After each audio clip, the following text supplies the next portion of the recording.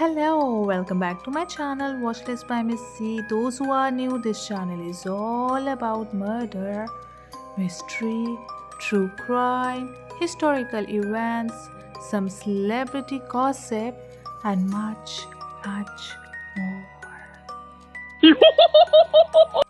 Okay, so before starting this video, I want to let you guys know that I don't believe in any of this. According to me and my religion, there is no such thing as reincarnation.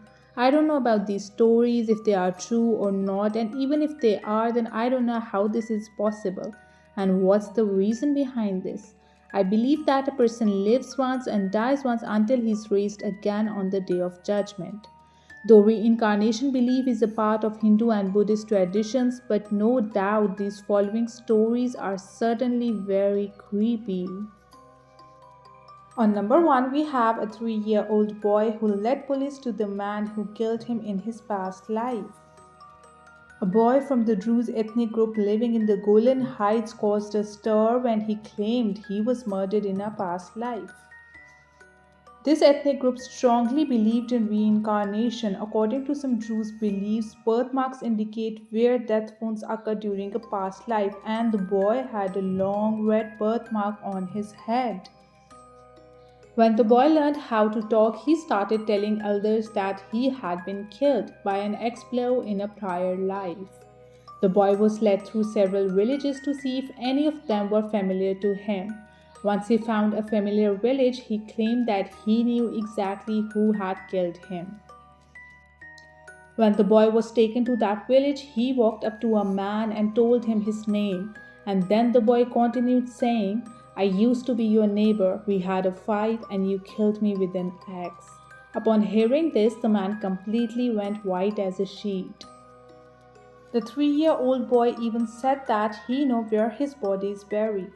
After that, the boy led his elders to a pile of stones under which they found a body with an axe wound in its head, just like the red birthmark the boy had on his head.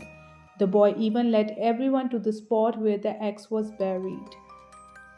And reportedly, after all these proofs, his killer confessed to his crimes. On number 2, we have the World War I veteran shot in the throat. 4-year-old Edward Austrian developed a phobia of grey rainy days and started complaining about a severe pain in his throat. Whenever his throat hurts, he would say that his shot was hurting. When his mother questioned him about the shot, he told her that he had been in the trenches in what his mother assumed to be World War I. Edward told detailed stories about his past life and about being shot in the throat and killed. Doctors couldn't find a reason for Edward's throat pain, so they took his tonsils out as a precaution. Eventually, he developed a cyst that no one could figure out how to treat. After he was encouraged to share more stories about his past life, the cyst disappeared.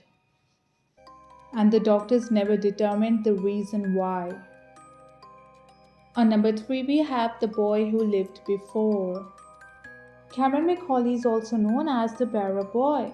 He's from Glasgow, Scotland, and at the age of 2, he started telling his mother that he wasn't from Glasgow at all, but from a small island called Barra off the west coast of Scotland in the Outer Hebrides.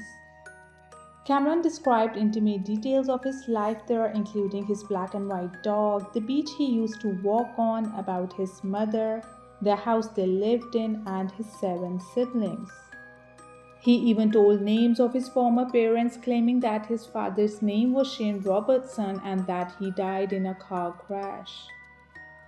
Determined to know the whole story, Cameron's parents took him to Barra. Although no one there remembered anyone by the name of Shane, but Cameron's parents found the house which Cameron had described, and the house was owned by the Robertsons. The black and white dog was in one of the family photo, and the car that Cameron remembered was there too. On number 4, we have James Leininger as a fighter pilot in past life. 8-year-old James Leininger of Louisiana began talking about aviation when he was just 2 years old. His parents knew nothing about the subject and were amazed when their little boy started displaying such an extensive knowledge of planes. But it was not long when the amazement turned into alarm when James started having nightmares about being shot down by a plane with the red sun on it, a Japanese plane, of course.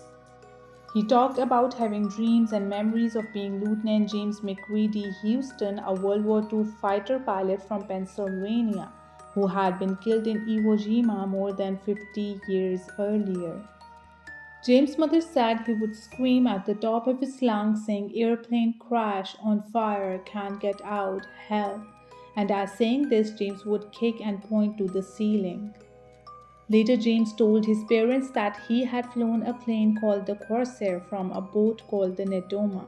James' father then decided to do some research. He discovered that there had been a small escort carrier called the Netoma Bay, which had been in the Battle of Iwo Jima, and that there really had been a pilot named James Houston. His plane was hit in the engine by Japanese fire on March 3, 1945, and his plane crashed exactly the way the young James Leininger had described. Kindly subscribe to my channel and like and comment and share with your friends and family. Thank you.